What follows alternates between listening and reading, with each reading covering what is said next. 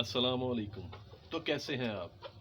आज बात करेंगे केजिस के साइज़ के बारे में कि एक ब्रीडर जोड़े को कितना साइज़ मिलना चाहिए ताकि वो ब्रीडिंग अच्छे तरीके से कर सके, और एक पट्ठे या पट्ठी को यानी जो अलहदा-अलहदा हों उनको कितना साइज़ मिलना चाहिए कि वो अपनी अच्छी ग्रोथ कर सकें बंद रहते हुए।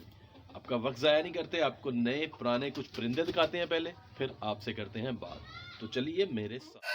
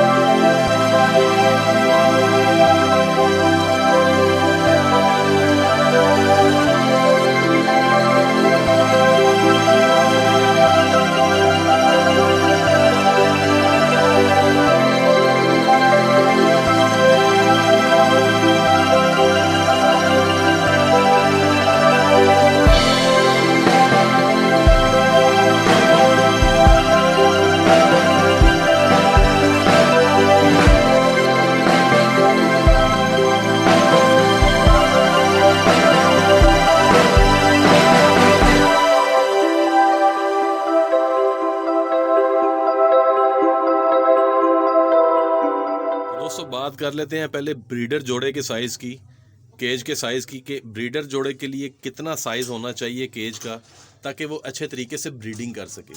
हमने वैसे तो इकट्ठे रखे होते हैं जानवर, जब ये ब्रीडिंग नहीं कर रहे होते छोटे केज में भी रखे होते हैं, लेकिन ब्रीडिंग के लिए जो बेस्ट साइज़ है ना केज का, वो कम से कम 4 से 5 फुट केज आपका लंबा होना चाहिए, 3 फुट गहराई में होना चाहिए, और ऊंचाई 3 फुट से ऊपर हो तो बेहतर है, 4 फुट हो जाए तो अब भी बेहतर है। यानी इनको कम अज़ कम 4 से 3 का जो साइज़ होता है, 4 फुट लंबा और 3 फुट चौड़ा केज, और ऊंचाई उसकी 3 फुट से ऊपर हो, तो ये बेहतर होता है ब्रीडिंग के लिए। अगर आप इससे थोड़ा 1-1 फुट और बड़ा कर लें तो वो और ज़्यादा बेहतर हो जाएगा इनकी ब्रीडिंग के लिए। तो ये आप साइज़ देख सकते हैं, ये एक ब्रीडर जोड़े का साइज़ है। और केज के अंदर कोशिश करें, जो ब्रीडर जोड़ा होता है ना खासतौर पर, उसमें मिट्टी और रेत वगैरह आप लाजमी बिछाएं, और सर्दी हो तो आप तूड़ी वगैरह भी बिछा सकते हैं, जो ये बरादा होता है लकड़ी का, इसको भी बिछा सकते हैं। तो ये साइज़ बेहतर होता है एक ब्रीडर जोड़े के लिए।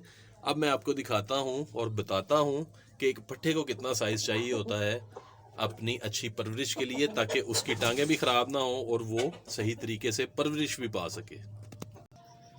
तो दोस्तों ये एक लोहे का केज है, और इसका साइज़ भी, ये भी एक ब्रीडर जोड़ा हमने रखा हुआ है। ये छोटा साइज़ का केज है, लेकिन इतना भी छोटा नहीं है।